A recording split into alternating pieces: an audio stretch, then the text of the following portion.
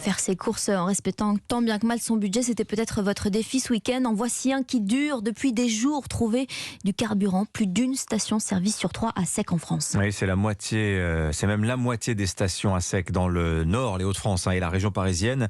La seule issue, c'est la fin de la grève. La CGT doit se prononcer aujourd'hui. Et la direction a déjà tendu la main aux syndicats, d'accord pour avancer les négociations salariales dès ce mois-ci, à une condition, la fin des blocages. Une pénurie qui pénalise d'abord et avant tout les médecins, infirmiers, ambulanciers, tous ces professionnels de santé qui sillonnent les routes pour vous, Chloé Lagadou.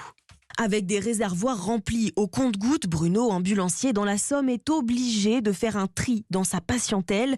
Il privilégie les rendez-vous quotidiens de chimiothérapie et de dialyse et refuse à contre-cœur les nouveaux patients. Des patients qui appellent pour du transport assis à la dernière minute. Malheureusement, aujourd'hui, nous sommes dans l'obligation de refuser des transports. Nous ne sommes pas sûrs de pouvoir faire l'aller-retour sans être obligés de laisser un véhicule sanitaire sur le bord de la route. Alors pour honorer le plus de rendez-vous possible, Bruno optimise toute la place dans son ambulance. Pour tout ce qui est le transport assis, nous avons le droit de prendre en charge 3 patients en même temps dans le véhicule. Donc c'est ce qu'on essaye de faire au maximum afin de limiter les trajets à vide. Du côté des soignants, on fait tout pour économiser l'essence. Les professionnels limitent leur trajet personnel, explique Sophie Bauer, secrétaire générale du syndicat des médecins libéraux. Un grand nombre d'entre nous ont annulé leur week-end de façon à économiser le carburant. Le but, c'est de continuer à soigner nos patients. En attendant un retour à la normale, les professionnels de santé espèrent la mise en place d'un dispositif qui leur permettra d'être prioritaires à la pompe. Une mesure justement déjà actée dans le Pas-de-Calais, l'Oise, la Somme ou l'Aisne. À noter qu'en Essonne et en Seine-et-Marne, la majorité des cars scolaires est supprimée ce matin faute de carburant.